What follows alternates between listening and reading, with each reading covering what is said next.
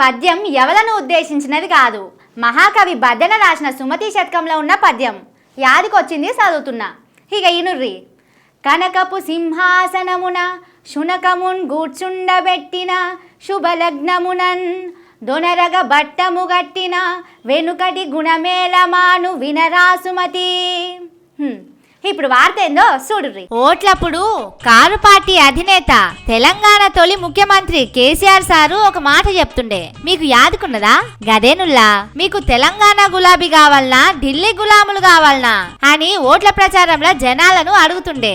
ఇగో గతి 10 నెలలకెళ్లి కండ్లకు కట్టినట్టు కనపడుతున్నాయి. హైదరాబాద్ కు ఢిల్లీకి బస్సు గిట్ల వేసి ఉంటే రేవంత్ సారు తిరిగిన తిరుగుడుకు బస్సు టైర్లు సుతం పొట్టు పొట్టు అరిగిపోతుండే కావచ్చు.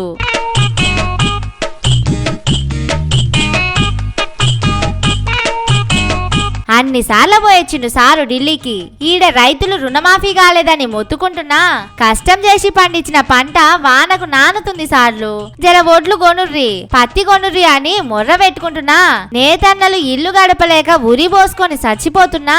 హాస్టళ్లలో మాకు పురుగుల బువ్వ పెడుతున్నారు. కక్కొస్తున్నదాన్ని చదువుకునే పిల్లగాళ్ళు రోడ్లకి ధర్నాలు చేస్తున్నా. ఢిల్లీకి సలాం చేసే తెలంగాణ షేయిపాటి సర్కారుకు మాత్రం చెవు మీద పేరు వారినట్టు సుతం అయితలేదు. అందుకే అంటే ఢిల్లీ పార్టీకి గులాంగిరి చేయనికే పోతున్నారు. ఇప్పుడు మహారాష్ట్రలో ఎన్నికలు అవుతున్నాయి కదా, గాడ ప్రచారం చేయనికే సీఎం సార్ తో సహా మంత్రులందరూ శంగలిచ్చుకుంటా మహారాష్ట్ర బాట పట్టిర్రు. ధాన్యం కొనుగోలు కేంద్రాలు ఓపెనింగ్ చేసి రైతులు పండించిన పంట కొనాల్సిన సివిల్ సప్లై మంత్రి ఉత్తమ్ కుమార్ రెడ్డి ఈడ పని పాత్ర పెట్టి మహారాష్ట్రలో ఎన్నికల జాతర చూడబోయిండు. రెవెన్యూ శాఖ మంత్రి పొంగులేటి సారు, పంచాయతీ రాజ్ శాఖ మంత్రి సీతక్క అందరూ మహారాష్ట్రలో షేయి పార్టీని గెలిపిరని ప్రచారం చేయనికే పోయిండ్రు.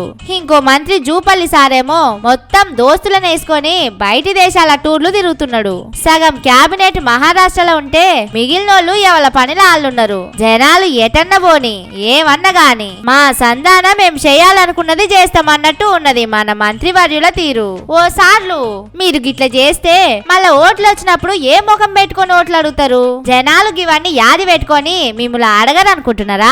ఏమోతి చూడలేకపోతామా, రేపు ఏమైతుందో.